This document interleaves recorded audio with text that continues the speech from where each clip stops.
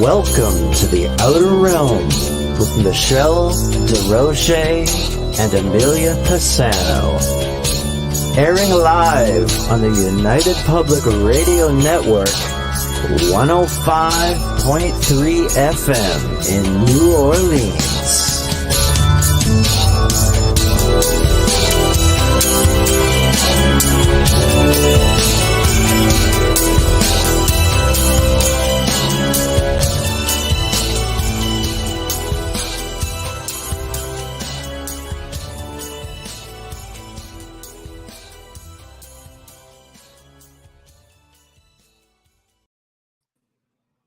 Good evening, everyone. Welcome to the Thursday night segment of The Outer Realm.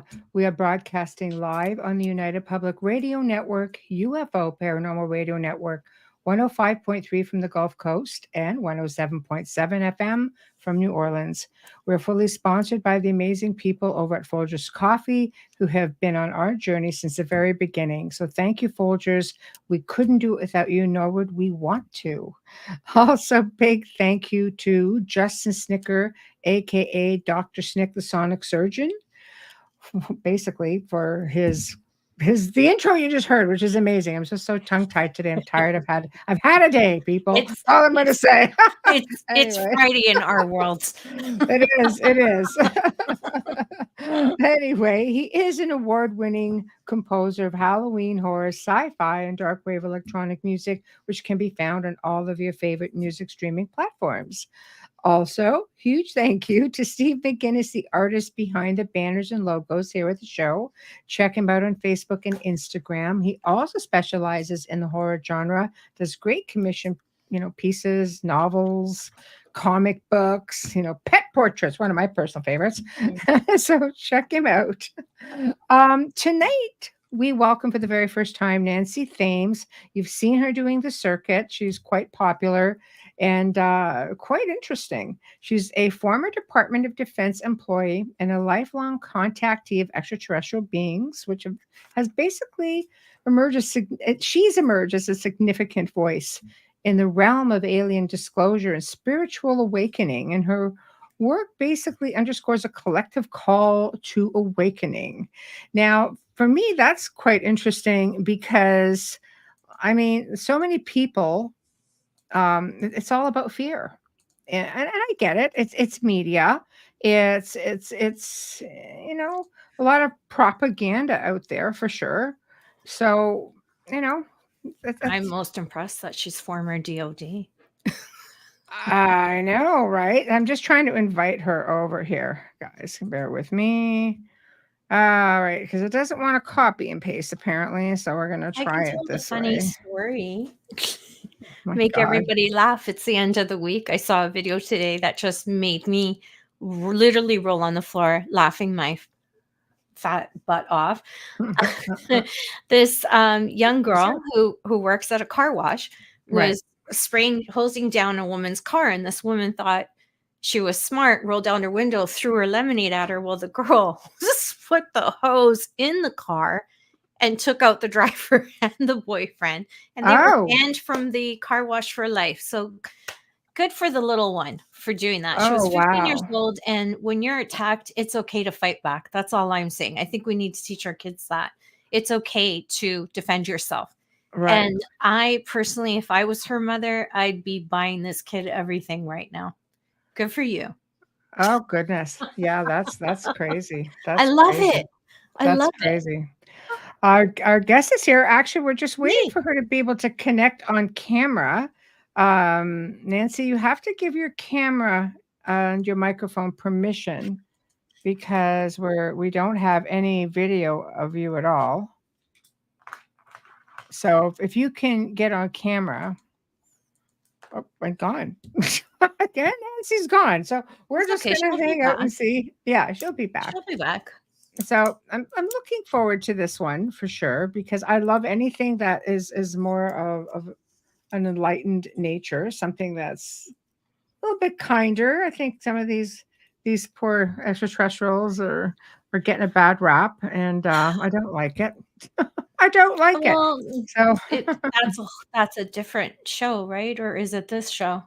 That no. Why And what's the difference? Right. I don't know. I had a crazy dream last week. I went back into one of my recurring dreams that I'll talk to you about tomorrow when we work. Yes, we work. But yeah, I'm gonna tell you about it because it's too much to go on air about. But it did bring me back into one of my recurring dreams, looking out a basement window that was at my level, and the other side of it was a war. But the inside is a place I've been to. Right. That's So, crazy. yeah. But That's interesting. it didn't feel like a dream. It felt like I was traveling. So it was just really exhausting the next day. Very exhausting. Oh, I'm just typing here for the. Yeah, no problem. So it makes you wonder sometimes, are you having these experiences? Or are you dreaming about them? Are they telepathic and that's why we think we're dreaming? These are all things that I'm sure she can answer. With ET. I mean, as regarding yeah, ET. I mean, a lot of people, I mean, we've had a lot of guests on the show who have talked about, having a lot of out-of-body experiences, having like deja vus, finding themselves in places that are like, what the heck? Like, how'd I get here? And they're there in the physical. I mean, I've had, where I'm just sort of like in the how early hours of the morning, and you have like you're half dreaming and you're half awake sort of thing. I've had like things where I find myself looking out of a window like this, and I could see the stars, and I'm like, and I look around and I'm like you're on a craft. Wait a minute. Yeah. And that's like freaking heck. That's like the wee hours of the morning. Like, see, yours are nice. You have wee hours of astral travel with stars, and I always see war torn and people dying. Like, I don't get it. Why are mine so not apocalyptic? Because it's not. But I mean, like, why are they so violent? Yeah. I think so strange. I mean, it sounds a little bit like it could be apocalyptic.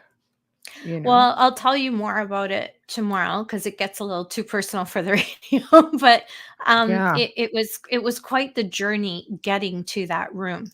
So yeah, it just, and I remember saying to myself, going down the stairs to get coffee, don't forget this, and repeating what I was remembering, because when I repeat or write something down, it's easier for me to remember it. Right. I compartmentalize everything, and Michelle will tell you, I'll forget what you told me yesterday or last week. But if you give me a clue, like give me a key word, it's like, oh, okay. It's too much for me. So that sounded so dumb. But anyways, you know what I mean? It's overwhelming because it's a lot. We deal with a lot of different events and things happening to people, and then the shows, and then our own personal lives. So it's a lot. So I can't keep track of everything in my head.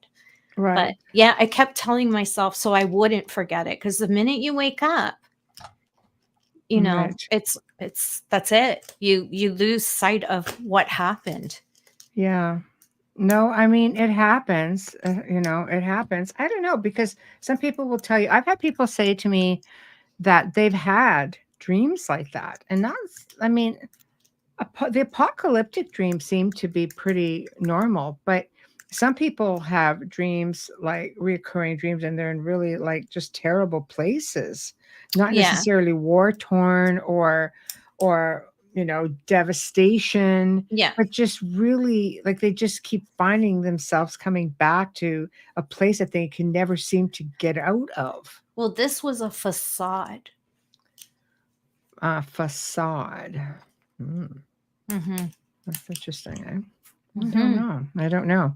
We're still waiting on our guest. I don't know. She was booted out, and that's it. Did so she I don't message you? Nope. I mean, if the guys they interviewed her a few weeks ago, I would imagine that. Well, I think, part of the thing too is that she got 3 notifications with 3 links, which is strange. 3 links. 3 links from the soundboard. That's crazy. And then she got booted out, and she couldn't connect her camera. So I don't know. I'm hoping she finds her give way her back. some time. I'm thinking maybe the system's glitching. We are a lot of shows, and we are the last show of the night, of course. So if anything's kind of gone wrong, it's not us. It's gonna happen for us at this point. Oh my gosh. So, do you want another funny story while we're waiting? Yeah, let's go for funny. Let's go for funny. I had a haircut today, so I was going through some videos. And it was really cute. So in Norway, a big belief is they keep their windows open in cold air to stay healthy in the winter. Right. Well, this woman was so proud that she had cleaned her entire kitchen, like top to bottom, sterilized, sanitized. She left her window open to let the cold air in, and they'll often let their kids sleep with the windows open in the winter. So she didn't realize her husband was snow blowing. Oh, nice. I know where the windows like this, and the whole kitchen, and she kept screaming, and she couldn't get to the window to close it because she was getting plowed with, no pun intended, plowed with snow. Oh boy. And you just hear the motor, and I'm like, oh my Lord. Nice. And you see the kitchen and her, and oh my gosh. But anyways, there's things like that you don't feel like your day's going that bad when you see something like that. Oh, I can't. Yeah, that would so not it be cool. just sounds like something I would do. Yeah, I know. But I'm like, didn't her husband realize she has the window open? He's walking towards it. He knew she was cleaning. It's very traditional. I love that they do that. It might actually, he might have thought, let's just be playful.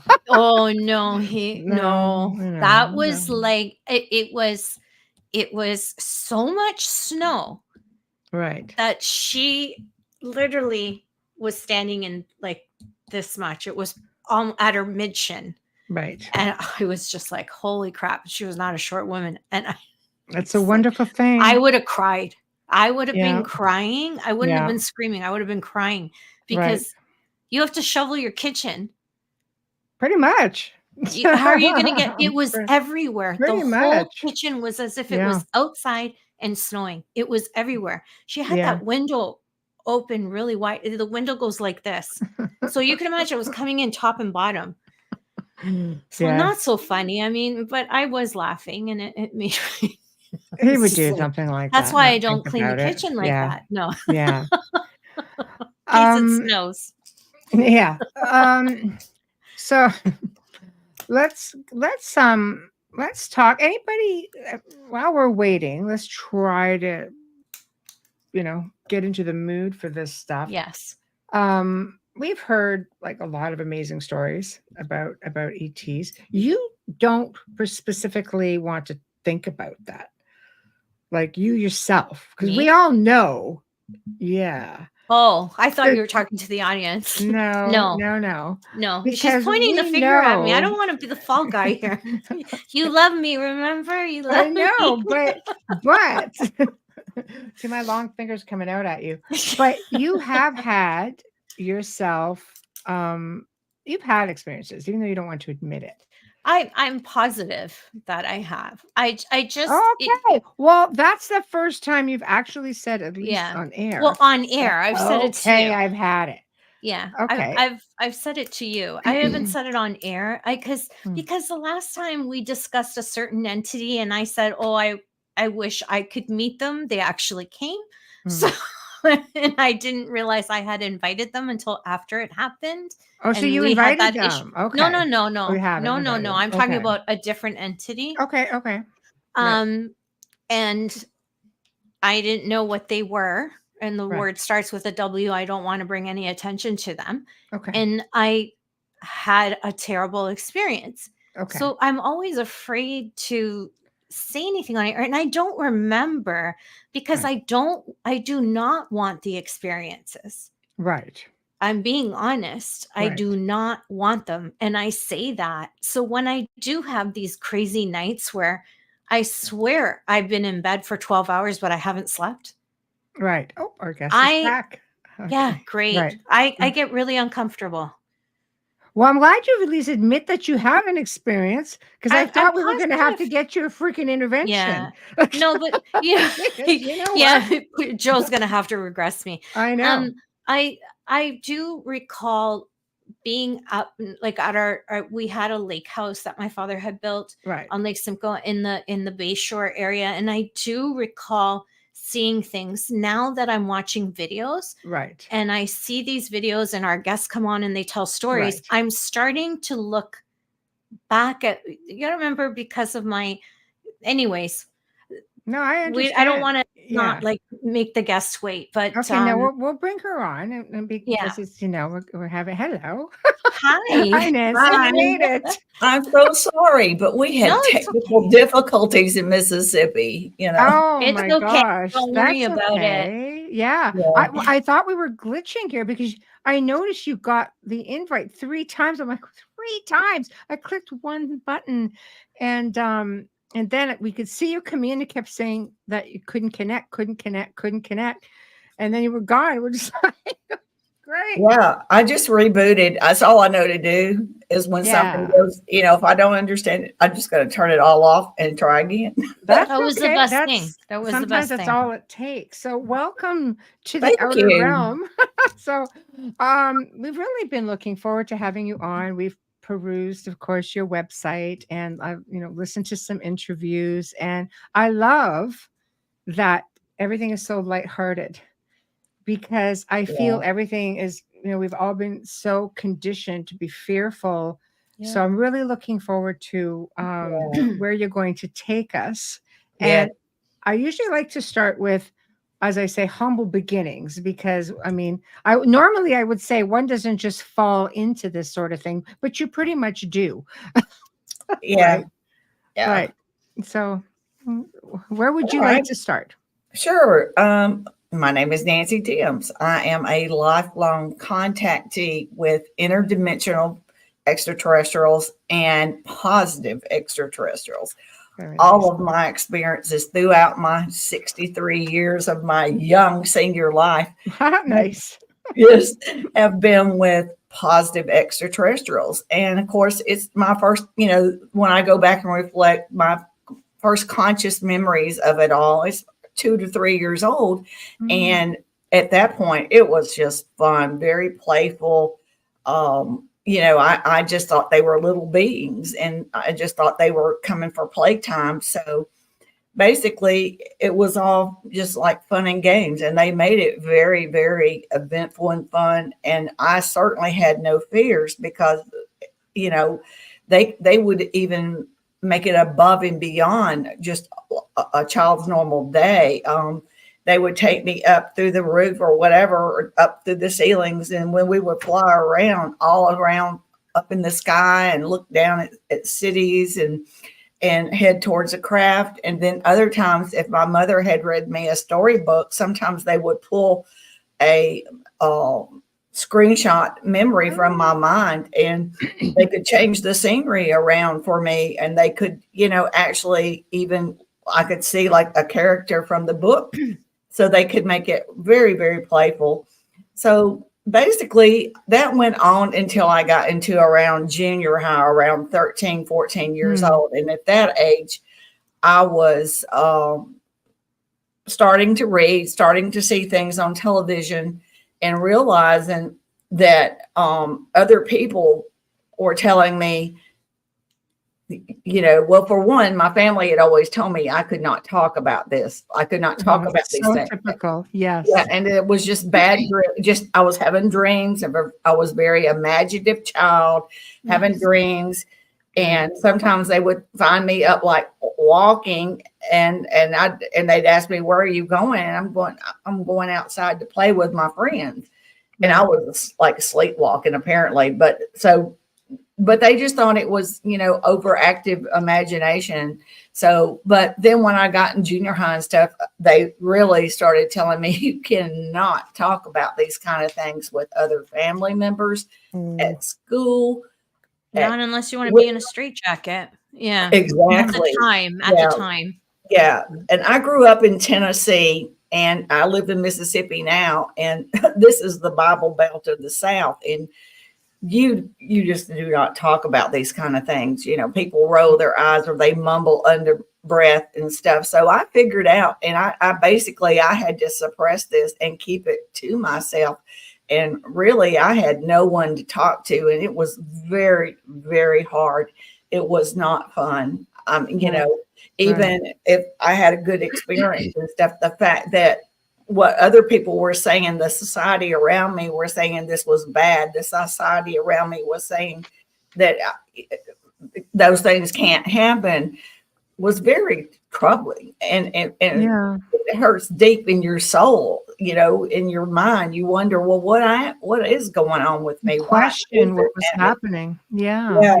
So it continued on, and I basically suppressed it. And so when I finally, in my 20s, I got married, and it was still happening, and I became a mother, and it was still happening. And I didn't really think about that part of it or anything, except for we did go on a family vacation to Key West, and it had always been happening to me, and it was always 3 grays that came for me, one being a female, and they always travel in 3s, always. Really? And so she and I, we are bonded. She has no personality whatsoever, but we are bonded, and I have a love and affection for her, and she does for me, but it's in a very strange way. It's not like a human connection. It's familiar. Yeah. So anyway, so this had been going on, and I was on this trip with my children, and my ex-husband and I were in one bed. We were at a Marriott hotel, and the children were in a bed across from us. And I've always had this ability to know when right before they're coming. I know, I feel it. I know. So I raised up in the bed and started looking around, and they appeared, but these were not the 3 that come for me. These were 3-foot tall, much shorter grays, and they were more of a gray color. The female that comes for me is a reddish brown color, and she's 4 to 5 foot tall, somewhere in between that.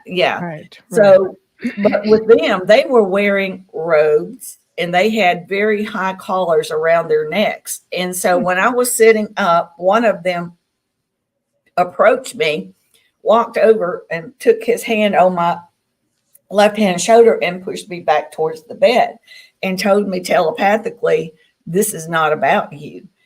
And so I went straight back, but I could still see, but I realized they were walking over towards my children.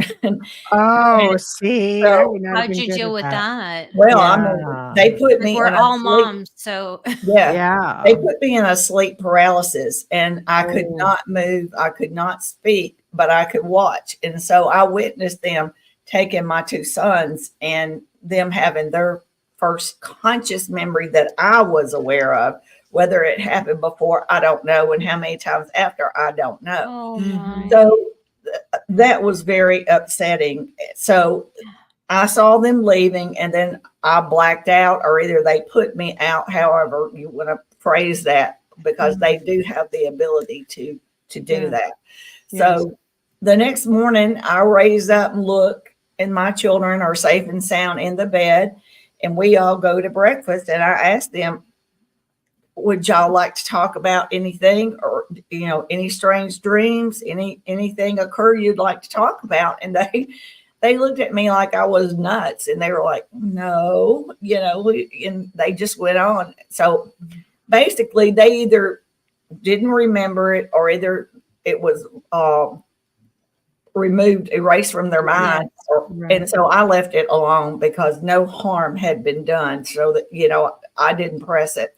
But when I got back home, I sat on the floor, started meditating, and created what I considered a safe space around me. I sit down on the carpeted floor, and I just kind of like made myself a circle, or used my nails to kind of make an outline. And I was trying to create a safe place. And I meditated, and with pure intention, hard intention to them. And I was asking them to please explain to me why this was happening. What was the purpose? What, what is the meaning of all this? And help me to understand, because I want to know if I'm crazy or if what's going on. What is this? Right. So it did not happen immediately. But I did go to bed, and then later that night, the Grays came and got me. And when they did, one thing I didn't mention is every time, especially when I was younger, when they would come to get me and I would sense their presence, after I became scared, either they told me to keep my eyes closed or either I did it on my own, but most likely they told me to keep my eyes closed, Right. because they wanted me to get used to them. As I got older, they were more introducing their true selves to me. And so what they would do is take a device. It did not touch my body, but it was a handheld device. And they would go up and down and up, from head to toe to head, back and forth. And it's after a few minutes, my body would start to elevate off the bed, rise off the bed. Interesting. And then when that happened, at that point, I could feel it. And I would open my eyes and start looking around. And I looked down and my bed was empty. So I realized this is not an out-of-body experience. This is not a dream. And I looked over and I'm holding her hand. She's holding my hand and guiding me. Right. And so you're physically on the move, essentially. Yes, they're physically holding hands off the bed, floating through the air, and then proceeding up through the ceiling and through a window. Or different times it was different ways. Okay. But always through what a normal human, what the impossible. We're in a 3D world. Right. Like that's feeling, impossible. I've heard this before, going through solid matter. Yeah. And I can remember like getting through the top of the ceiling and looking around and seeing the attic, in the attic space, and seeing the insulation and all this different things. But I never, ever understood how that was even possible. Right. So anyway, back to what I jumped around, apologize.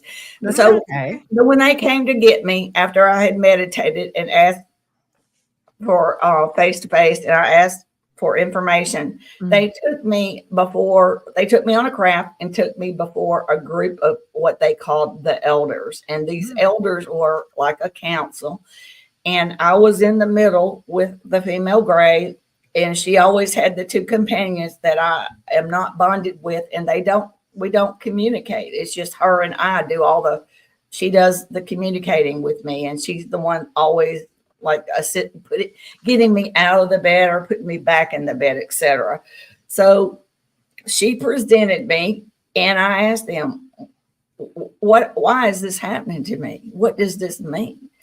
And they told me that before I had become a human being, that I had made an agreement to come here and be here to help humanity at this specific time, because I was needed here. Right. And they could not tell me everything at that time, but they told me that I had made an agreement. And so I said, I don't remember making any agreements. I don't remember this. Right. So they showed me a vision, and the vision they showed was myself sitting patiently waiting, and the interdimensionals talking to me and telling me it's time for you to have your human experience. And I was like a etheric type being, and I was sitting waiting. And then they said, okay, it's time. You're going to go and have your human experience. You will not see us for a long time or a while, but we will be coming to visit you, throughout your life to help you to remember, because you won't remember any of this.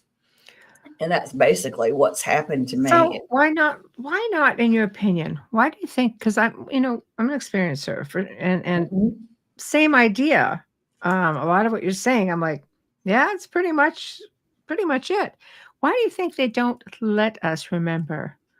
It's not them. That is because humans are here on free will, and there's cosmic laws that prevent them from interfering with things in our life. And if I had come in here knowing who I was before I got here, which I do know now, that I was an interdimensional being, extraterrestrial being before I came here. Yes. And I made the choice to be here to help and assist humanity and to help clear up misinformation and help people to understand their agenda, et cetera, et cetera.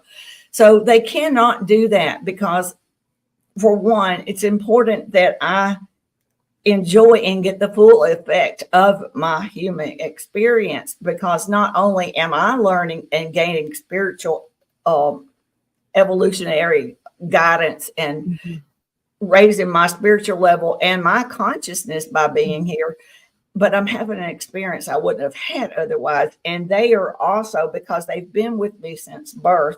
Yes. And throughout my life, they're getting firsthand information on what it's like to be a human being.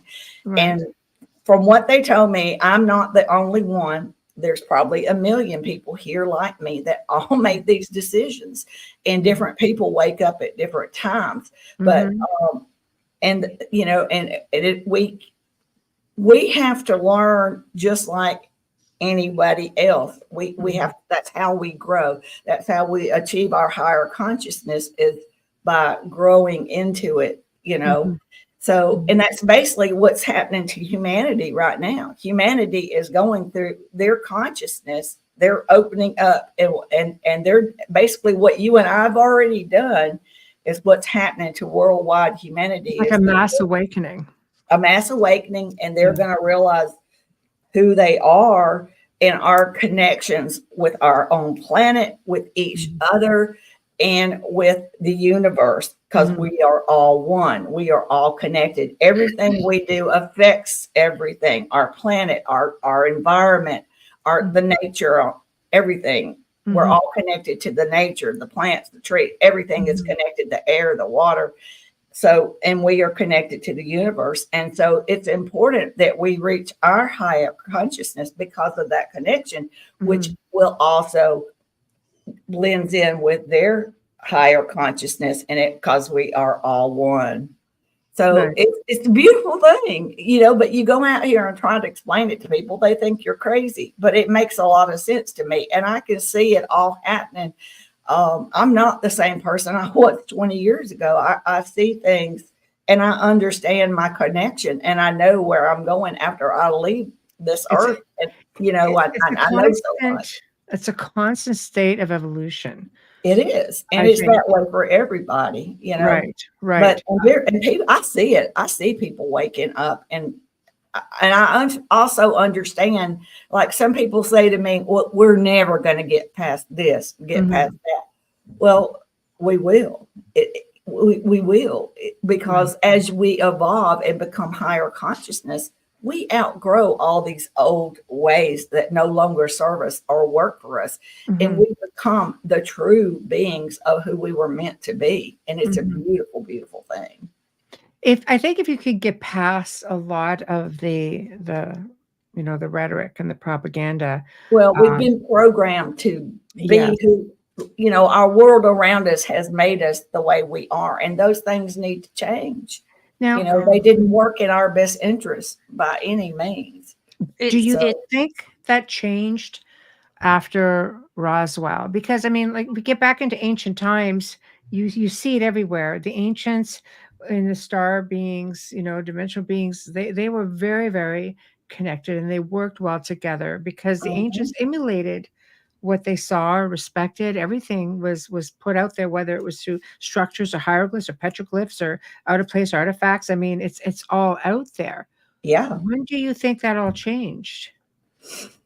Well, I think throughout history, to be honest with you, just like it's taken me 63 years to figure out who I am. And that's, you know, I've had constant help from them. Humanity, we had to go through all this to get to where we are. We had to make mistakes. Right. We have to learn. That's how we know how to not do these things in the future. Mhm. And another thing too is that we're going to have to be a forgiving race. We're going to have to forgive a lot of people that made these It's hard. mistakes So 70 or 80 years after Roswell to suppress this. They did a lot of bad things, but mhm. we are going to have to take the high road and understand that most of those people are no longer alive.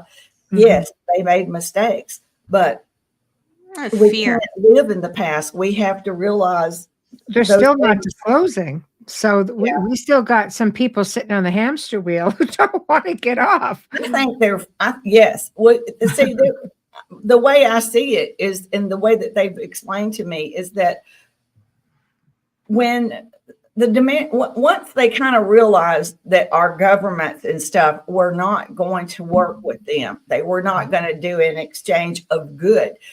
They wanted to do an exchange and all they were willing to help us with poverty and diseases and cures and things like that. But we would not let go of nuclear weapons and weapons of mass destruction. And that was the only thing they really wanted back from us.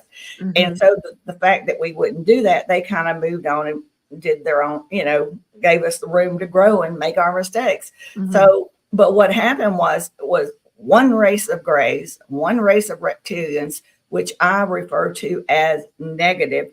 They're not demonic, but they have worked with elites and with the cabal, the black hats, all these different fractions of governments and politicians and the really rich people that have always wanted to keep humanity separated because they've always known once we come together, there's no stopping us. But they've done everything over eons of time to keep us separated. Still doing.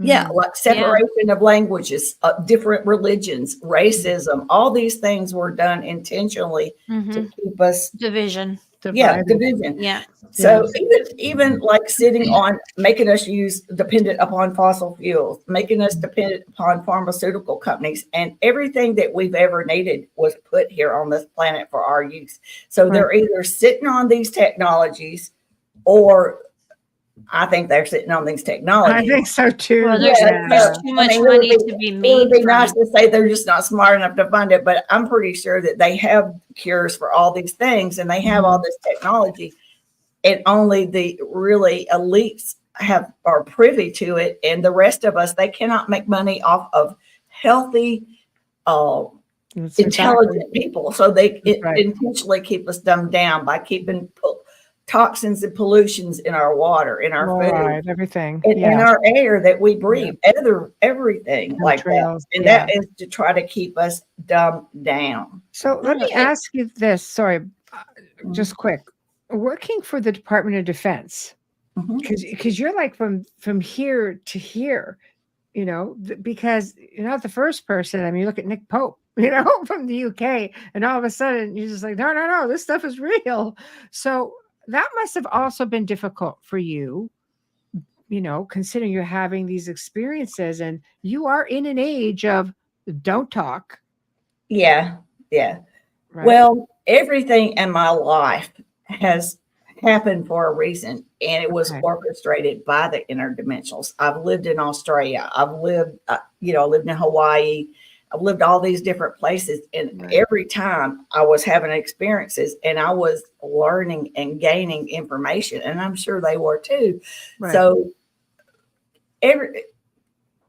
my working there, I when I first got there, I wanted a job on Schofield Barracks. So I went to the American Red Cross and I volunteered and worked as a dental assistant on post, volunteering for 3 months. And then that shooed me in. I was a direct hire by the it's called DENTAC, and he is the Pacific commander of the Pacific Rim of the whole thing. He took notice of me and saw my dedication, and I was a direct hire and got hired. So everything I feel, it was orchestrated. They got me in the right places at the right time, and it just worked out. And the most beautiful thing out of doing all that is after I was in Hawaii for almost 5 years, then I went to Fort Benning, Georgia on post and worked in a dental clinic, and I was exposed to 3D imaging. And the good thing about that is that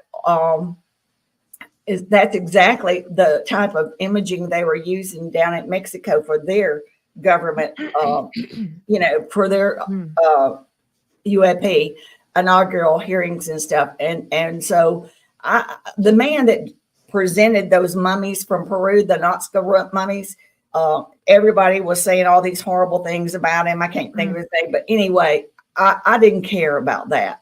I don't care. I've learned enough to know that you cannot judge a book by the cover. I understand. I know these things. So I wanted to see the scientific evidence. And by me working for the Army and being around 3D imaging, and I have a radiology permit that's worldwide for the military. And we were using this type of imaging in the clinics. And they don't even have those around in private practices or anything. They're very, very expensive. But so anyway, the thing is, when they were showing these images, I was just like fascinated and looking, because when you take those type images, when you take an x-ray, you either take a picture of the front side or you slide the panel up behind and shoot it. So you're getting either the back or the front, or you can do an angle. But 3D imaging is like you're literally seeing from the inside of a bone everything all around. Just like, and you see every nerve, every ligament, every single little thing in it. So if they were trying to put other animal parts in and make it look like it was something that it wasn't, it would stick out like a sore thumb. You cannot do that with 3D imaging. You absolutely cannot. Do you think that was just a way of again deterring people from even being hopeful that maybe this is something? Well, those mummies were real. They're real. Okay. And all that stuff is because nobody wants to let they don't want to disclose that, or either, and if you notice, really in the United States, they didn't even really cover that. There was really no media coverage or anything. And, I think they want to be in charge of their own disclosure, and they want to be in charge of the narrative that comes out about this. So they're not gonna play that up or anything. And so discredit it, and then it goes away, and which is what I was going for, right? Yeah. Okay. So that's really, I don't know, that's one extreme to the next, and then you retire, and then you get to be like, okay, now we can say what I want. Well, when I got in my 50s, I started doing the website, Time for Disclosure. And this was before all this really, got going and stuff. But I was just like, they always told me, you'll know when it's the right time. And I started it. But I still wasn't jumping in and really speaking about it or anything. But about a year and a half ago, I woke up in the middle of the night. My body jerked forward, and I was sitting up. And I had this unbelievable, like, my head was up like this, and I had like these surges coming through me up and down. And then I would go back down, and then I would be pulled back up. And this happened 3 times. I had no clue what was happening to me. It freaked me out. I had no idea. But I now know it was a Kundalini awakening. And what they were doing was they were clearing out blockages in my chakras. And then they were opening up my subconscious into my human consciousness so that I would start remembering, and information would just started pouring in. So, but it took me, a good month or longer to even figure out even close to what had happened to me. Because, I thought maybe I had died or something. I really didn't know, because I wasn't into all this metaphysics and meditation and all these different things. And so, but as I've paid better attention to myself and I meditate more, and they've always told me whenever I ask them questions, they say, you already know. You already know. Oh, I hate that. I'm like, I know. I was And just I'm going to like, say that's Michelle's problem. yeah. Doesn't like to hear And- that. Yeah. And, Yeah. you know, and it's really strange. I'm fortunate now because my children are experiencers and my oldest son has experiences just like I do. And he gets downloads and we, they will not take us at the same time, but we could be in the same cabin or the same house. And they may come at different one. He has his own 3 that come for him. And I have my own 3. So we know that they will not take us together because of the mother-son factor. They don't, you know, they don't have. I can understand why. That we have, and I wouldn't pay attention and learn whatever it is because I'd be worried about him, and vice versa, him about me. So. Well, plus it can make you aggressive, like me being in that situation. Yeah, and they're taking my son. I don't care if he's an adult. I'd be just like all I would have to think is that he was uncomfortable in any way. Well, when they were have little, to tie me down. Regardless of stranger going towards your child, a mother's always a mother. And when you said they practically sedate you, well, that comes from eons of experience, right? They know. Oh, yeah. And they did me a favor. Now I understand it. And I think a lot of people misunderstand an abduction. You know, I'm not saying the positive extraterrestrials, they usually don't abduct people unless there's some direct lineage, some lineage.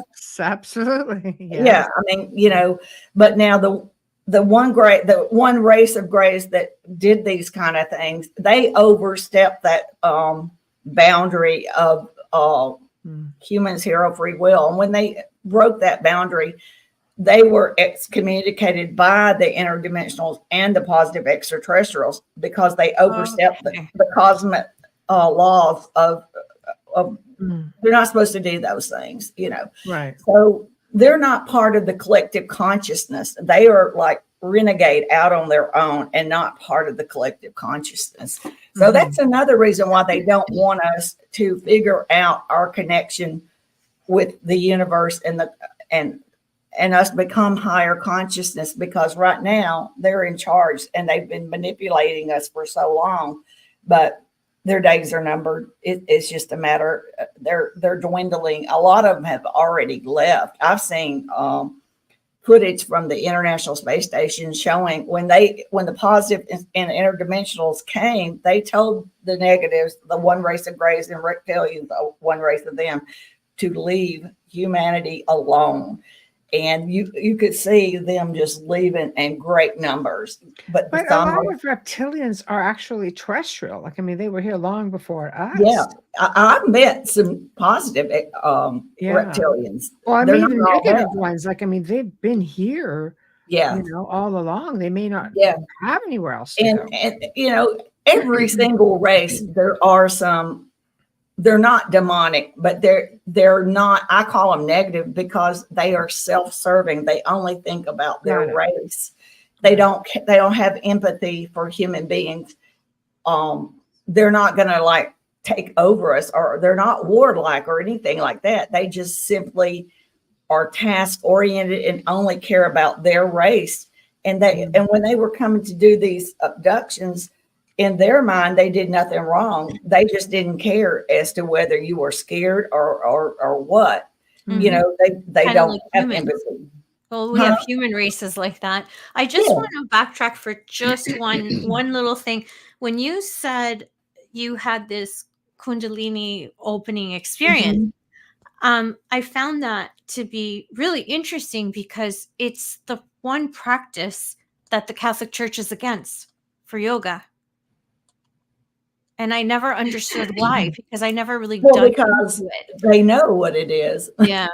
Interesting. When you open your consciousness up and you finally understand your place in the universe, your place in the cosmic realm, your connection to plants, trees, planet Earth, because all these things are living beings and they all have a consciousness. It's not the same consciousness as a human, but they all planets have a consciousness. When you're not allowed to become that intelligent. They don't want that because they can't control you when you become that intelligent. Mhm. That's so interesting. Like Yep. it stayed with me this whole time because I remember that being a big thing, not like literally a decade ago. Well, for me, I had no idea what a Kundalini It's thing also, was. yeah, It just happened to me. They instigated it, but it's you the know, and one I'm holy sure other yoga people. practice. It's not like you can ask for some of these things. You know, it's just No. when you reach. I think it's when you reach a certain stage of higher consciousness that's the next level.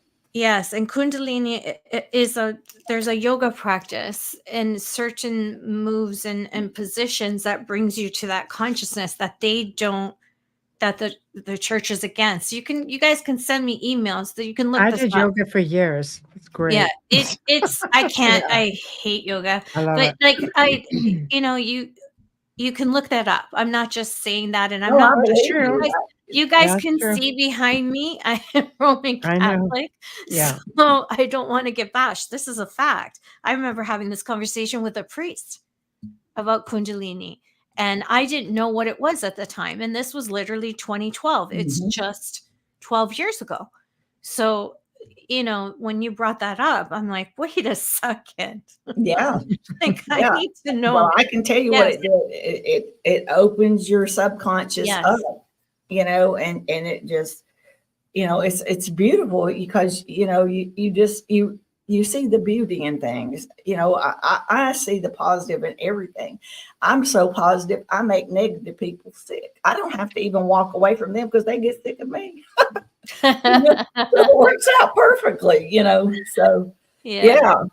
It's a beautiful thing. It really is. And it's unfortunate that we've been taught that all these things, our love for nature and people that were psychic or people that predict things, they made it seem like they were like practicing Satanism or whatever. But no, they were just a little more awake. And that's the way we're all supposed to be. Our pineal glands are totally crystallized and shrunk down because of all the toxins. But as we become more intelligent, these things in our body are going to start activating. And they're also the interdimensionals and all the positive extraterrestrials. All these races are up in our universe, in our galaxy around us, and they are putting in surges of love and working on us. And they're sitting there just so thrilled, waiting for us to finally wake up and realize who we are. It's beautiful. It's like we're hatching out of the little egg, or we're like the little butterfly finally coming out of the cocoon. We're crawling out slowly.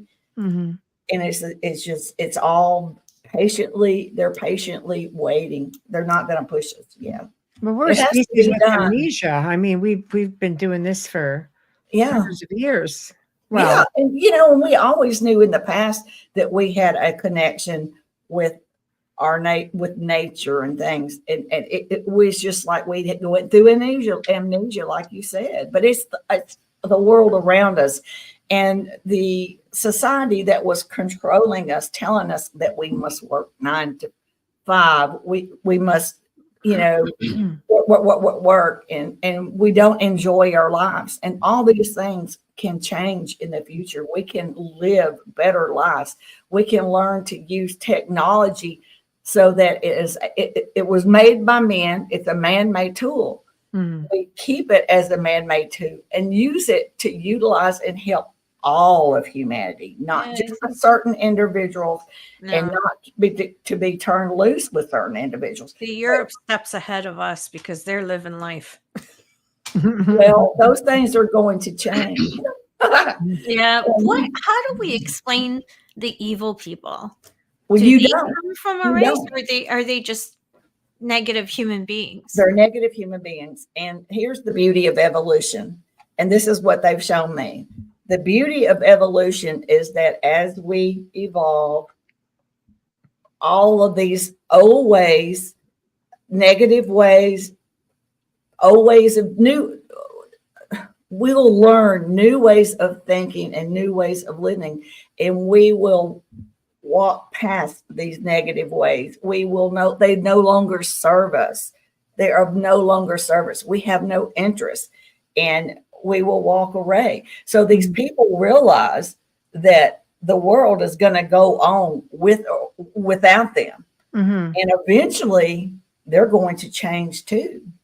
It may not be as fast as the rest of us, but it will happen. I say it all the time. Sometimes you have to continue on your journey, and not everyone can follow. Sometimes people get left behind, and all you can do is hope that they'll catch up. But That's right. It's exactly. Sometimes people come into your life to help give you that nudge. And that doesn't mean that you're being rude or ugly. It means that you're evolving and they're not ready. Everybody's here on their own spiritual path.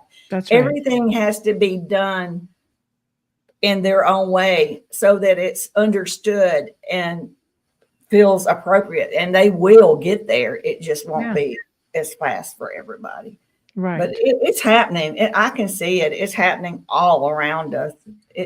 Our world is, our planet is going through an evolutionary stage herself, and she is reaching a higher consciousness. This is a very, very big deal. So, this was inevitable that it was going to happen, and everybody's known it. Our governments have known that at some point that the interdimensionals and positives were going to be here for a great event. They may not have understood to the full extent what it meant, but this is big. This is a worldwide phenomenal awakening and realizing we are very unique. We are very beautiful beings, and we have a lot to offer the cosmic realm, and we can learn to live better lives, be better and more positive human beings, and live life without poverty, live life without diseases, and have longer lives. Do you think this is why the massive amount of suppression has been happening over the last 3 years? Because it's sort of a way of losing control, but without getting into the schematics, because we don't want to do that. Well, everything is breaking down. If you look at everything, banking systems are breaking down. Health cares, all these different things that have been, that we spend all this money on, everything is breaking down. Right. So this all has to happen in a way that change is acceptable. Right. And it's like it's already been designed, and we're just playing in the part of it all happening, and it's going to play out and become a better thing for humans. And we are the stepping stones. We are the instruments. We are all disclosure. We all chose to be here at this time. Right. And this is pivotal. I mean, we'll go down in history as being the generation that made the changes that will make future generations thrive. Right. So this is a wonderful thing. Right. Well, we just need to convince everybody else. But I like it because people are now, again, with technology, they're at least opening their minds to the possibility that we do share space with a whole lot of amazing beings out scary. There. And I think conditioning does that. But you're looking at, C5, that's a huge movement right now. Look at it this way. A toddler has to fall several times before he learns to walk. Not me. I flew. Okay. But, I'm kidding. I know what you do. But I'm just saying, we are children. We are children in the eyes of extraterrestrials and intervention. We are children. So they're watching us grow up, basically.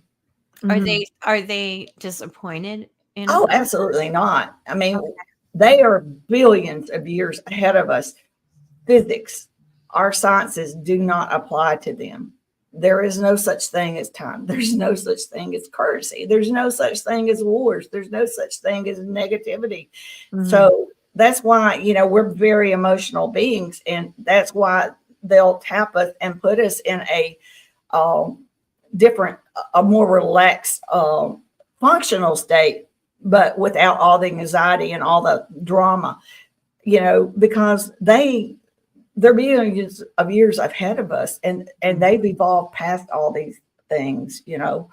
And I'm not saying that we're going to change like they are, but we are going to learn to be better human beings. And we are going to learn that wars and negative things do not serve us. And we're going to learn that when we take off these human costumes, we are all the same. We are all energy beings. We are all the same. Right. And we are all connected. We are one.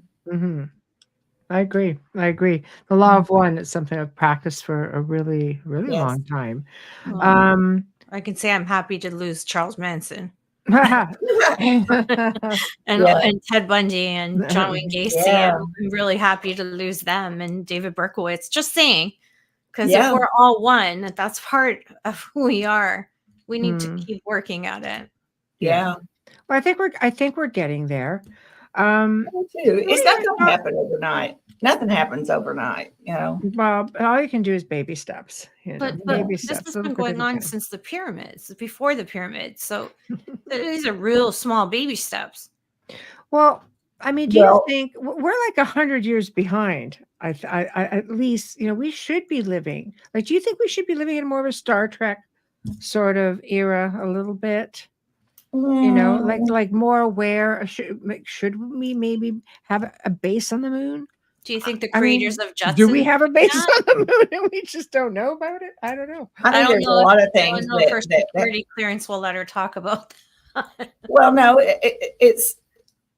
there's a lot of things that has been withheld from us because, you know, for whatever reasons. But I think now is the time that they're going to have to tell us things. We need to know our heritage. We need to know the truths about who we are, where we came from. And I think they know these things. There's too much evidence out there. And we need to know about our planet. There were civilizations here long before the Egyptians and the Mayans and all that. Those pyramids were there before they ever got there. So there's been the interdimensionals and the extraterrestrials have seen civilizations come and go throughout the universes and galaxies. And the positives and the interdimensionals, they go around and transverse around looking for species like us that finally reach this pivotal moment. I mean, this is the biggest thing. No, humanity's never had this happen before. This is big. So, well, but we're not the first. We're not the first kick at the can. I mean, they have found, you know, out of place artifacts that go back 150,000 years. They have found mines that were in use, very sophisticated, that are probably 350 million, if not billion years old. I mean, there's a lot that's starting to surface. That we can't just say we're the first. No, we're not the first. And even, you know, there's a lot of people that say the Mayans, where did they go? What happened to them? Yeah, for sure. They evolved on, and it's not that they went somewhere physical. We simply don't see them because we're in our 3D world. And that's another thing that explained to me. It's like the fourth dimension on up. These are not physical places. These are higher consciousness. And as we reach that, our vision, everything, and our way of thinking, everything will open up, and we will see and experience more. So there could be a craft sitting right here in the room with you or with me, and we would not see it. But that doesn't mean that there's not things going on all around us. For sure. I strongly believe that many of them are dimensional. You can just be here with a thought. It doesn't need it. They don't need it. And their crafts are alive. Their crafts are living beings. Of course. Yes. So in a pilot, he is created, his parents, they do reproduce. They do pair off, even the grays pair off, and they'll have at least one offspring. And they decide, the test tube type baby, but they pick genetically, male, female, or they pick, what every race usually does one specific thing in the race. So say everybody in one race will all be explorers. Another race will all be scientists or doctors, whatever. So if they decide their child is going to be a pilot, then he becomes a pilot. And then he and just like me and my female gray, we are bonded. Well, that craft and that pilot are bonded.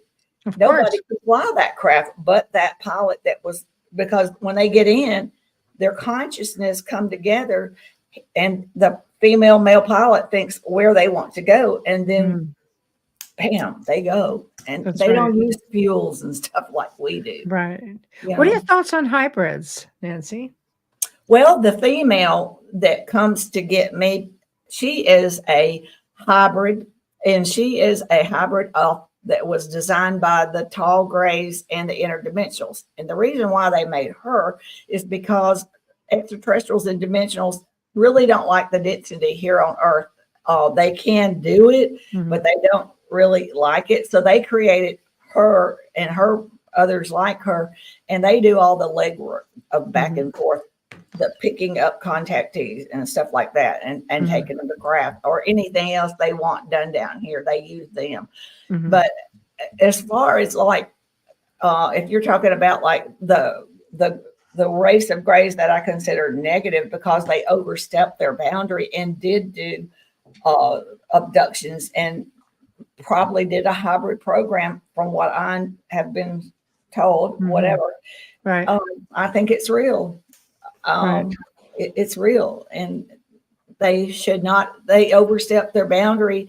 But I think too, they're not demonic. All extraterrestrials and interdimensionals have a soul, and they all believe in a creator source. Right. And when I say creator source, that would be like what we call God, but they don't, their God is of the whole universe. It's neither male or female. And it's not conditioned. Yeah, no, it's not like here on Earth at all. Yeah. Right. There's no such thing as different religions. That's all man-made stuff, Right. So, yeah. So it's interesting for sure.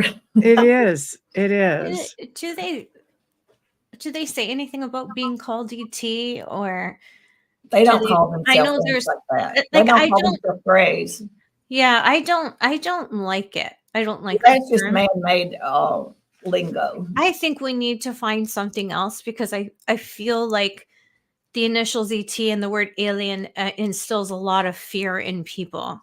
I don't like the word alien. I don't like to use No, that. I don't either. I think alien should be used in a different context. Like, it's different. It's something here, but not, I just. It could mean so many different things here on Earth. It could mean somebody crossing the border, That's true. That's what I mean. That's what I mean. I see it in that context. I don't like the extraterrestrial word.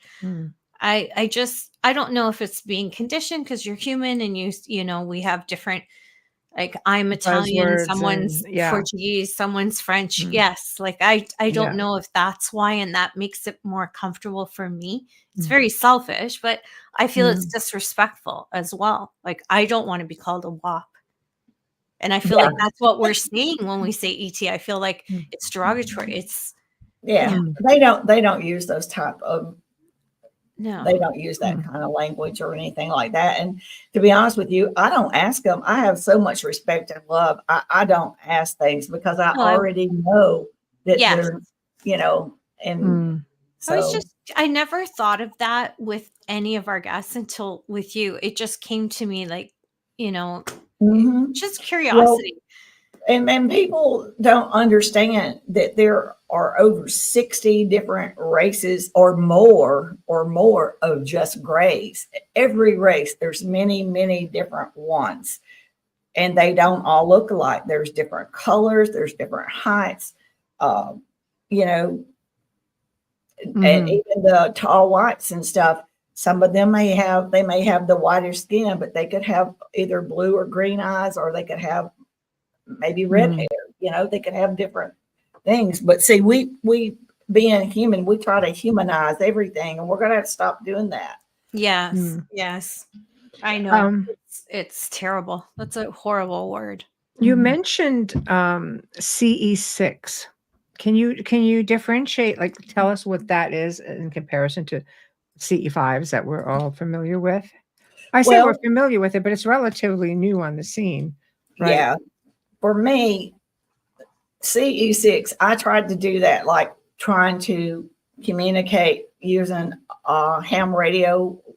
It was really CB radio, but it was Right. a handheld CB.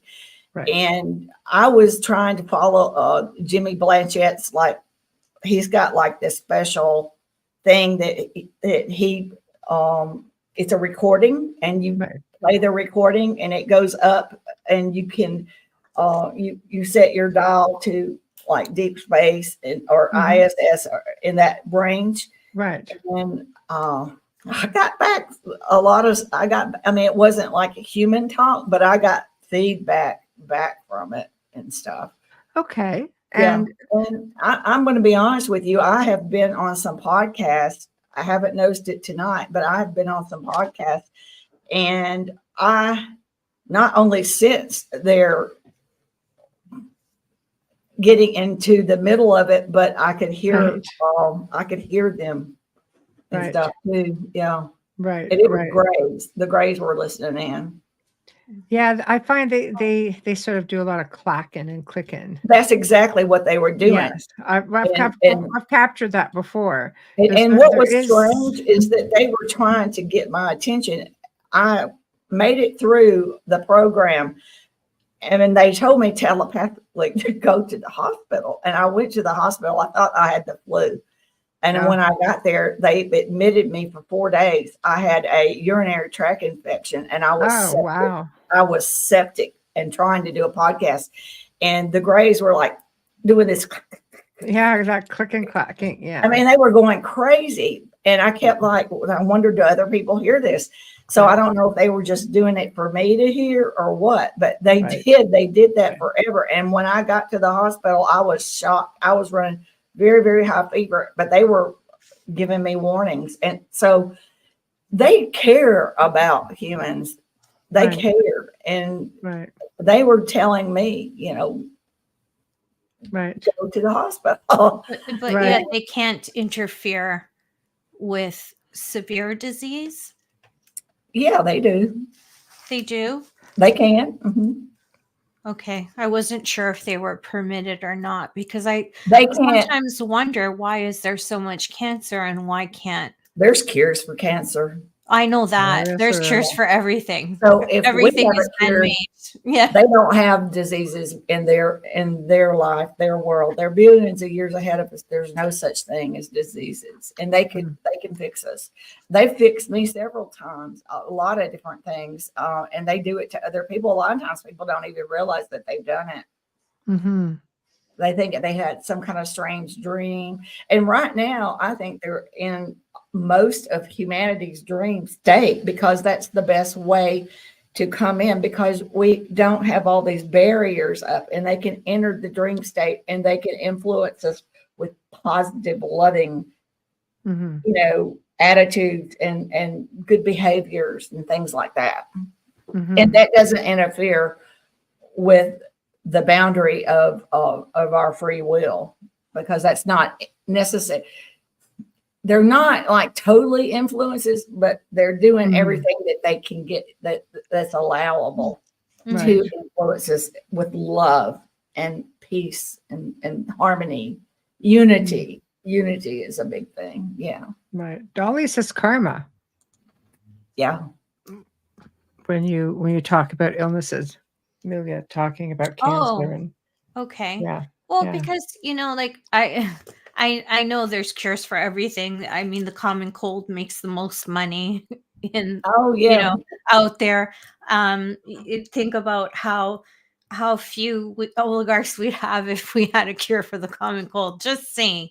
But like, I always think, like, I had a friend who who died of lung cancer, and nobody ever smoked in that family, and neither Yeah. did she. And there wasn't even cancer in her Yeah. family. I'm like, how the hell did this happen? So yeah, I do understand that. That's why I was curious as to Yeah. when do They they can- step they can- in and they who can do they cure step things. in for. But see, you have to understand, human beings are here on free will. Okay.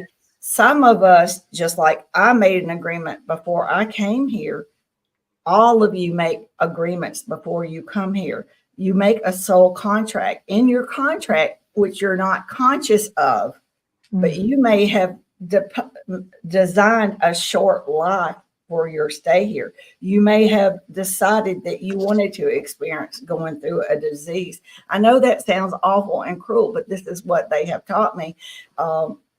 Even sometimes, and I don't understand it all at all, but even like some people, like suicide and stuff, sometimes this was part of a plan made before they came here.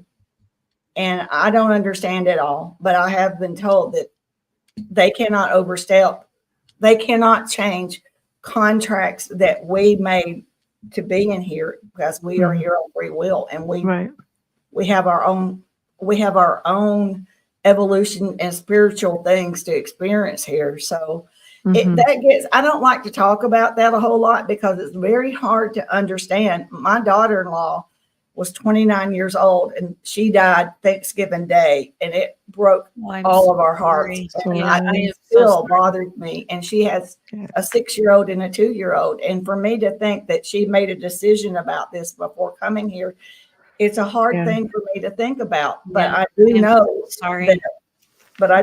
that there's some things that we just don't understand. I'm so sorry. We have to do a quick station and sponsor ID, Amelia, please. I'm just kidding. No, it's always like we're so into it that I completely forgot. And of course, a little bit naive and not so prepared. That's why we get paid the big bucks, not. That's how. Look at these guys. Yeah. Okay, you are listening to The Outer Realm with Michelle Desrochers and Amelia Pisano, coming to you live from the beautiful city of New Orleans on 107.7 FM radio, as well as on the Gulf Coast on 105.3 FM radio. We are live and archived on the Roku channel. So if you're watching, please share us with your friends. We've been there for a while, but if you're new to us on Roku, welcome. Our guest tonight is Nancy Thames, and she is here discussing ET experiences, cosmic narratives and disclosures, and all about her life and when all these experiences started and when she understood what was going on. So if you missed it and you're just tuning in, it's okay, because you can start this from the beginning just by going to stream our archives on any platform that you normally use. Search United Public Radio and then The Outer Realm to find us. Remember to click like and subscribe, add us to your playlist so you never miss an episode, and dig through our archives and enjoy it. But don't forget to share us with your friends and family, please. Thank you. For the reason why we're here, and we have to give them a thank you, is Folgers Coffee. Thank you, Folgers, for your continued support in sponsoring our show from day one. We hope to have an everlasting relationship with you. We love you. We know that you watch the show, so hello from us. And thank you so much. Our fabulous banner and promo media is courtesy of the great Steve McGinnis, horror illustrator. He is a fantastic artist who also creates commissioned pieces as well. Now I'm tongue-tied. Commissioned pieces as well, and he can be found on Facebook. Thank you, Steve. Our intro and our outro, when we get a chance to play our outro, which is just as fabulous as our intro, is courtesy of Dr. Snick, the Sonic Surgeon, also known as Justin Snicker. He is an award-winning, Say it 3 times, composer, vocalist, and musician. Joe's gonna kill me. You can find his music on Amazon and Bandcamp and stream on any platform that you normally use. I think a lot of things are like everywhere, but we are literally over 200 platforms, and I know Dr. Snick is on a lot of them. You can find him on Facebook and Instagram. Thank you, Justin. Lastly, if you're watching us right now on Facebook or you're watching us on YouTube right now, click subscribe, give us a like, and share us. Thank you. All right. Beautiful. That was as for beautiful. Roku, join the Pardon? Roku channel, guys. Join the Roku channel. Yeah, that's So- It's a beautiful. mouthful. Like, I know. I know. It's a I know. mouthful. Yeah. So we have like millions of audio listeners. So maybe you can chime off your website so they can hear it. We'll ask you again at the end of the show. It is, Okay. of course, going across the banner for those who are watching. Awesome. I see that now. Yes. TimeForDisclosure.com. Yeah. And I have a Facebook group, and I belong to a lot of Facebook groups, and they're I all belong to your wonderful. group. I love it. And yeah, and I put a lot of information there. I just can't. I love it. But yeah, I think all of the Facebook groups really work well together. You know, Mhm. it's just a great place for people to get to know other people that are interested in this Mhm. field, and also a great place to learn things, and a great place to. I like to have places where experiencers can figure out where they can go for either one-on-one consultations or group sessions. Mhm. There's so many out there, so I think that's really important. And I think that as we continue through disclosure, our mental health, everyone in the mental health field, including physicians, need to be familiar with experiencers and people that have experience with the paranormal as well, because as we reach higher consciousness and evolve, we are going to be seeing more things, you know, and people are going to start waking up and remembering things, and they're going to want people to communicate with. And, you know, not everybody has family members to talk to. So we, you know, there's lots of places that has places. People can't get people can't get their head around that. Yeah. I had a neighbor say recently that I'm okay with the paranormal, but count me out for aliens. I was like, what? A lot of people say that. In conversation, not with me, but I was kind of like, oh. Yeah. I went and talked to everybody in my area in Mississippi that I live in, and I went to them, and, you know, I started telling them about it and stuff, and they were just looking at me, you know, because they really have not been around anybody that would actually come and talk to them about this. And as I was leaving, I was driving home, and I was going through an Amish community, and I was looking around. It was so beautiful, you know, the fields and all these things, and all of it was a time of day, 2:30, close to 3, and it was so hot. So they weren't really outside, and I was thinking to myself, gosh, I hope I did the right thing by talking to these people, because these people could easily all get together and decide, you know, she's Lulu. We need to figure out who her doctor is or whatever. And I was sitting there thinking, did I do the right thing? Did I do the right thing? You know, putting myself out there, and, you know, did I embarrass myself? Did I do the right thing? And in my head, I hear a voice, and it says, look to your left. And I looked to my left, and there was a craft sitting there. They were sitting there in the field, not on the ground. They were hovering up off, and that just sitting there. And that was, to me, that was the indication to me validation. That they're happy with what I'm doing, and they're proud of me, you know. Right. And they're going to look at humanity as we all start to wake up and realize who we are. They're going to show themselves more, you know, and be more, making themselves more aware. But they're not going to push it until everybody, you know, everybody's ready, not just a few of us. So, well, I can tell you that, you know, the show was created to be a platform for many things. And I mean, I spent 20 years in media and research, and there was small pockets back then. You know, you had your groups of different, you know, paranormal, you had ufology, you had cryptozoology, and you had select few, but it was a lot of the same select few. who were discussing it. And, fast forward, 20 years later, this show was created in, 2019, early 2019, 2018.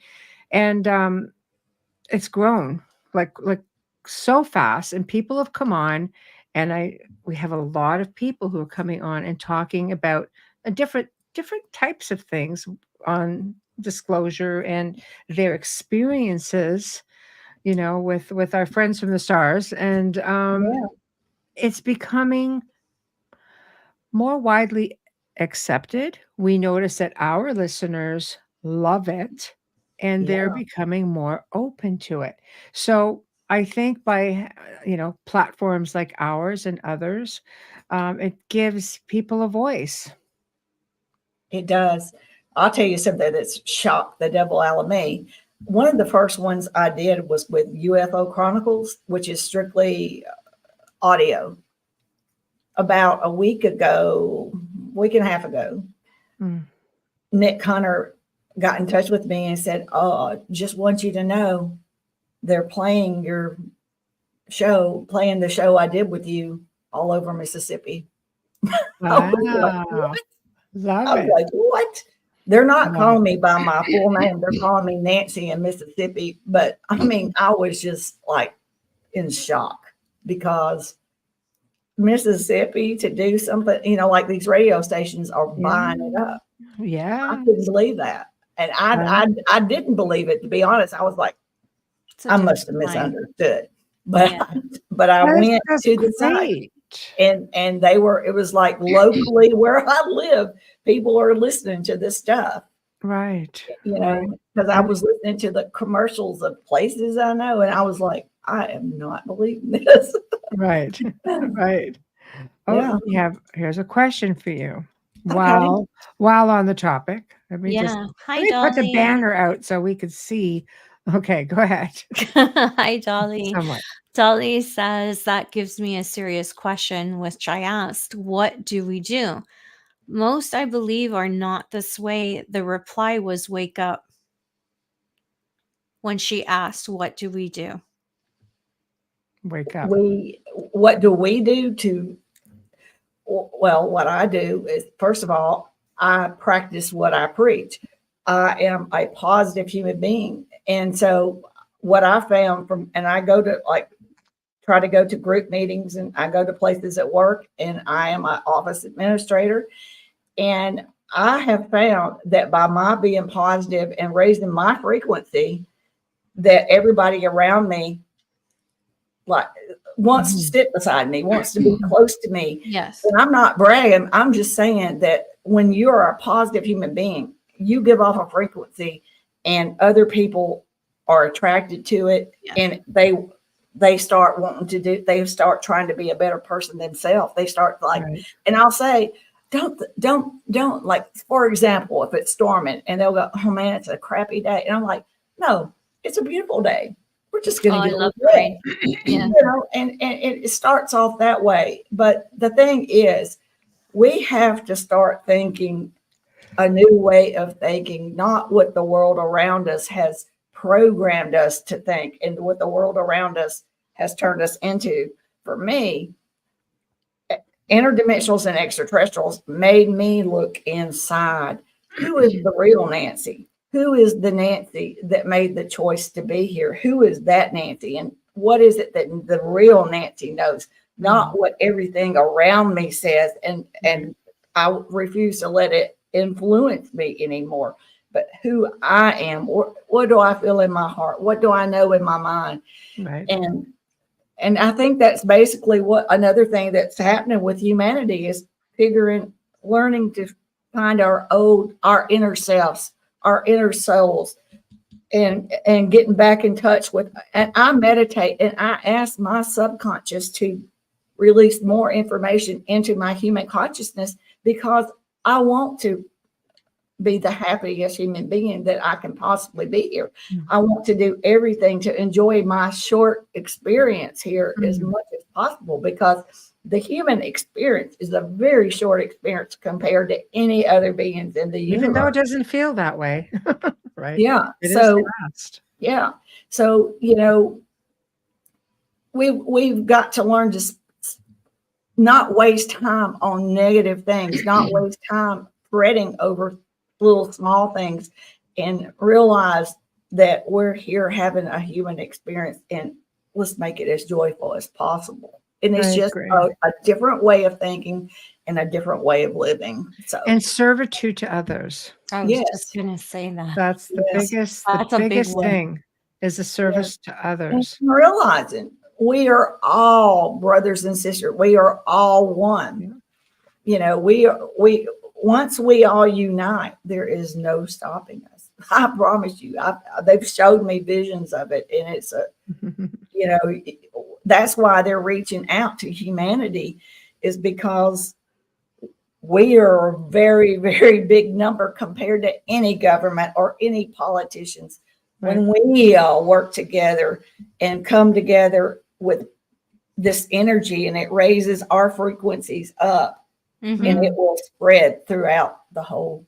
It needs to, because right now, without speaking of anything so we don't get pulled off of YouTube, right now, the entire globe is going through the same thing.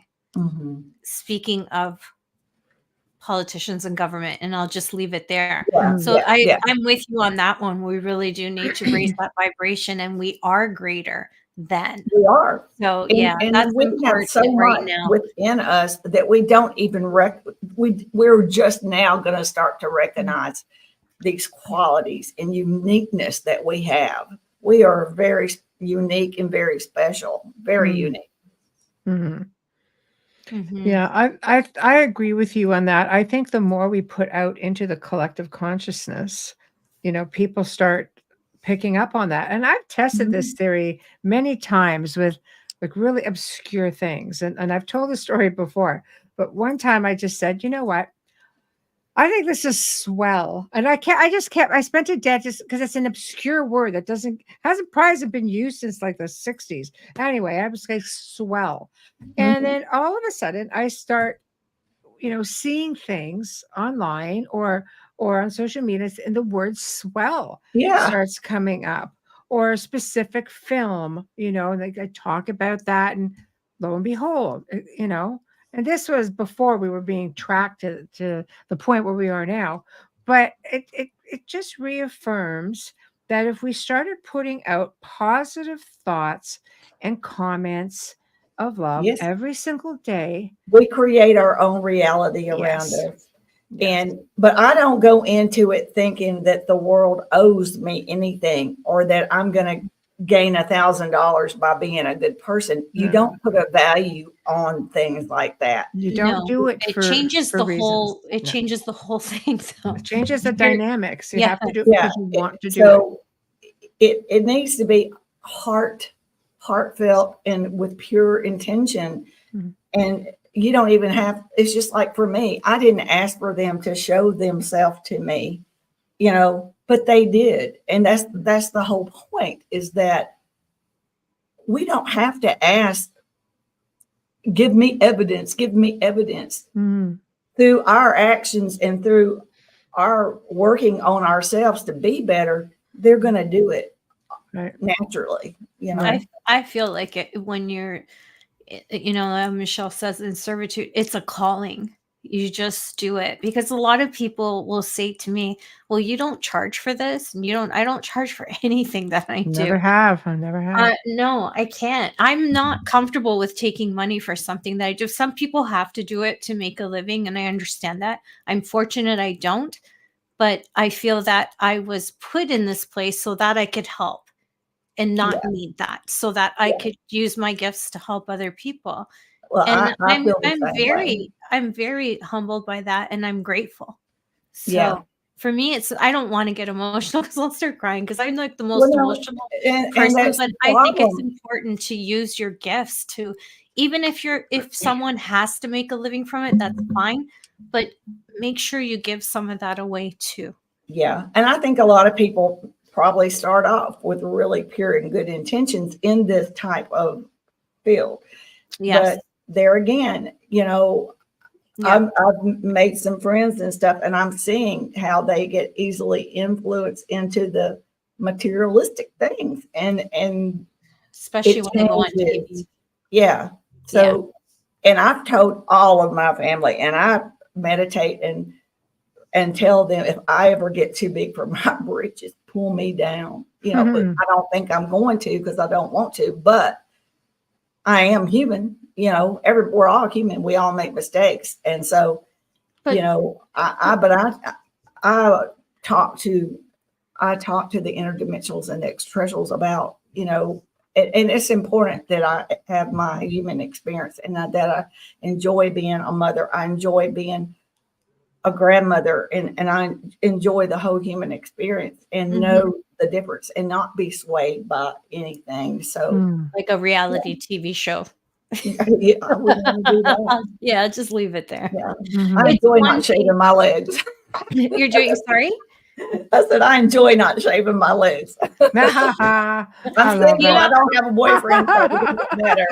It's I don't care. I love it. I'm only saying the television thing because of late we see a lot of people on TV in reality shows with gifts or doing things, and it's not really creating awareness, and you have to look at it as entertainment. But again, it goes against what I believe and what I feel. It's not for me, but everybody has their own purpose. Again, we can't judge it, because it's their life, it's their purpose, it's their path. Yeah. But yeah, it's interesting. It is. We've seen some examples with like Sylvia Brown over that, and how that could end up. But yeah. I always tell people when they say, well, what can I do? They think they're not gifted or whatever. Everybody has a gift to give. Everybody's good at something. And I always say, the smallest thing is smiling. Because if you look miserable, you could, like, seriously, smiling and just being kind to one another changes everything. It's so easy to be negative, and it's so easy to do something ugly. It takes a much stronger person to put on the smile and to be the nice person, even when faced with negative people, But what I do is I set a boundary around me. You have to set, everybody needs to set boundaries around them. And unfortunately, we're going to always be fixed with negative and hurtful, ugly things. But what we can do, it's okay to feel you're going to feel bad, but it's our behavior we can control. It's all you have. You can't control what goes on around you. You can only control how you deal with it. Yeah. It's tough. But then again, that's the human experience. That's why we have the emotions. Well, people don't respect your boundaries. You need to figure out how you're going to deal with that. Yeah. So and it's funny, because I said after I hit 40, because I'm turning 55 next month, but after I hit 40, I said things roll off your back when you hit a certain age, but it's not the age, it's the years of experience. Yeah. How you deal with things. It's tough. It's tough for an empath. I'm just saying. Yeah. It's really hard. Well, we're slowly getting into the last 15 minutes of the show. Okay. I know. It does go by pretty quick.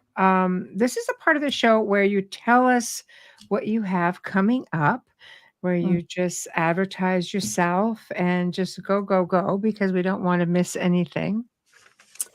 Well, I just play things by ear. I don't pre-plan anything.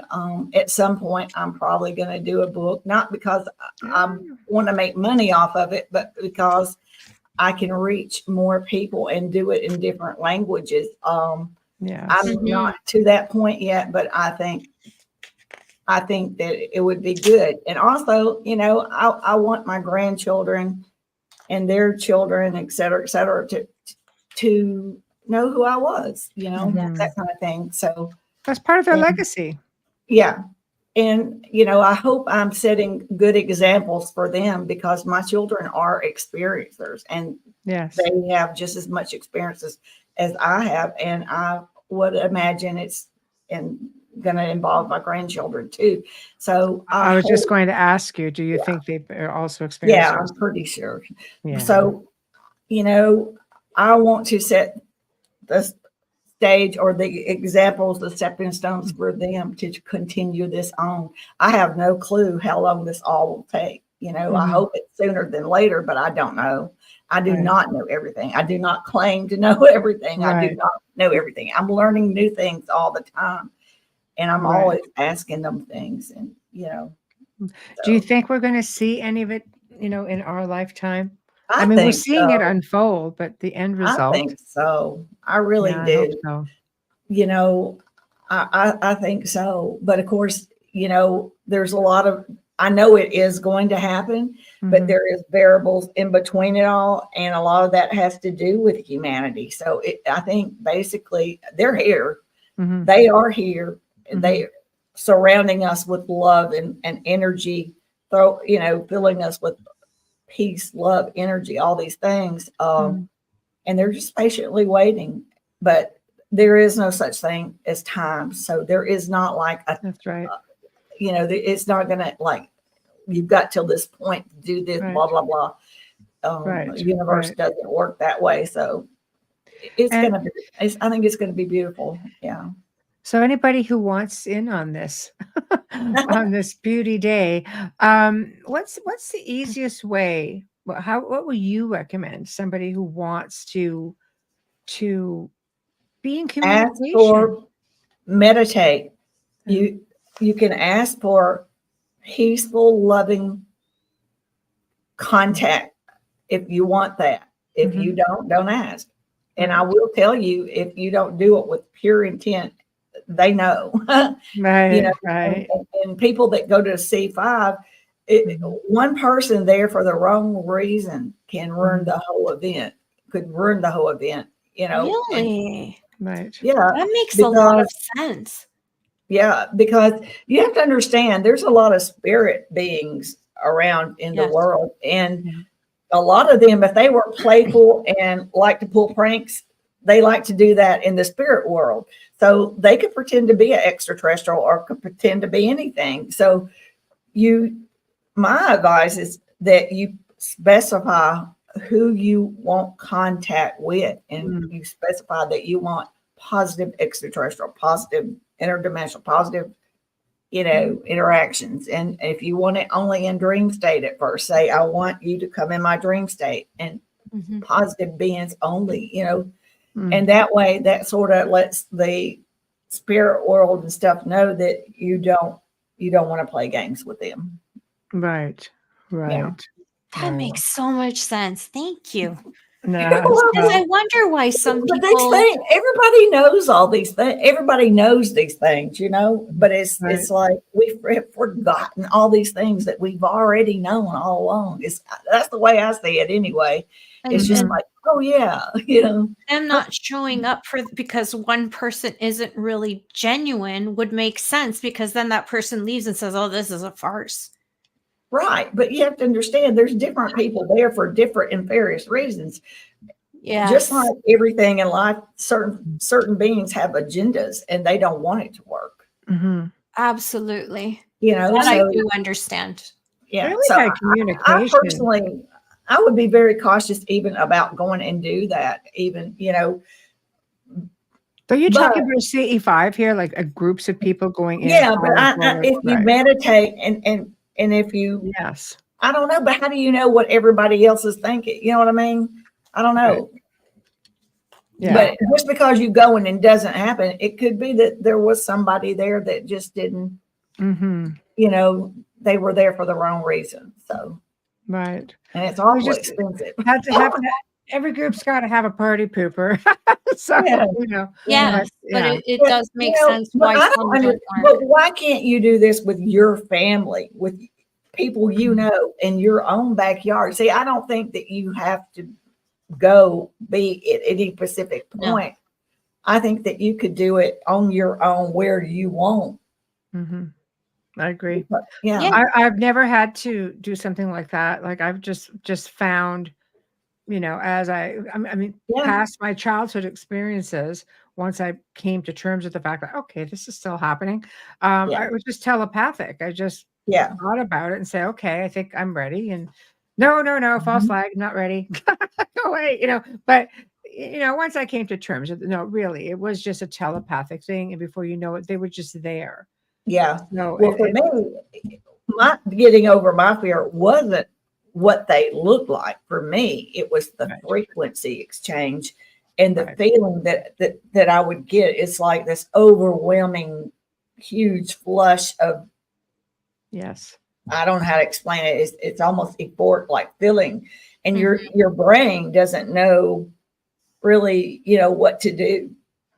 So now what I do is when I feel it, I'm like, I mentally tell myself, you know what this is. You've done this before. Let's Mhm. go with the experience, flow with the experience. It's very emotional, to the It brink of is. tears emotional. Yeah. And it's Yeah. you feel a lot of love. You feel a lot of, Yeah. it's just an incredible feeling. It really is. It is. And I would wish everyone to be able to experience that, because out of all of my experiences, I've had 2 like that, and through communication or just knowing that they're around, and it's very overwhelming, and it's very It hard is. to describe. It changes your life. I still Yes. have fear of it. So Yeah. yeah. Well, you But get that's through that. normal. That's normal. Mhm. I mean, you have to think back when we were cavemen and women, everything was a predator. So when we come across something that we don't understand and our brain doesn't understand what it is, we have that fight or flight. That's right. Yes. That's And right. I had that. So we all have to get used to realizing not everything out there is bad. No. No. That's half the battle, getting over the fear. Mhm.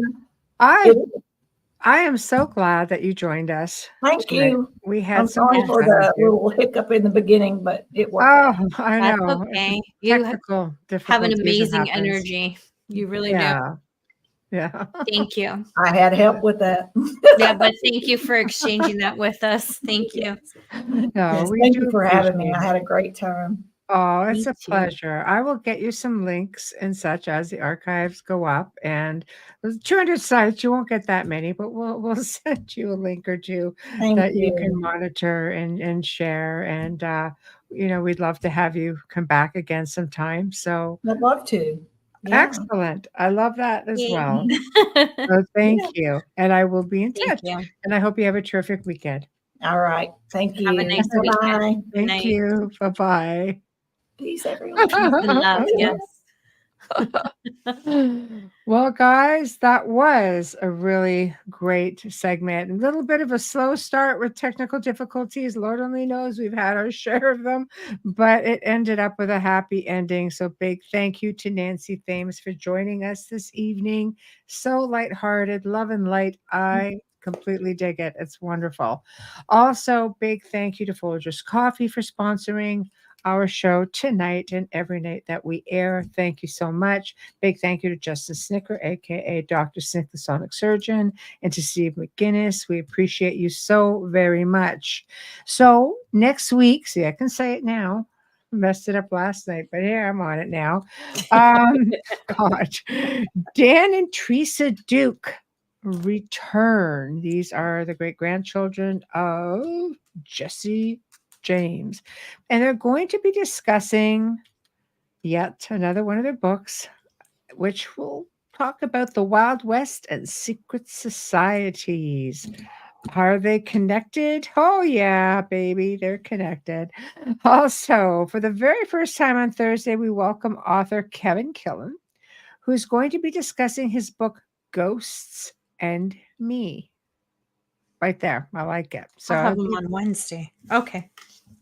Is he on Wednesday? Let me double check now. Let me double check there because it could be. You're right. Wednesday. Yeah. We Well, have I have my 7. calendar right here. That's why it threw me off because Oh, I did the banners. I'm like, what do you mean it's Thursday? I will be okay. People have had a long ass week. But anyway, Yeah. Kevin's on Wednesday and the Dukes are on Thursday. 2 great shows. So please make sure you tune in. Have a terrific weekend, and we will see you next week. Good night to all.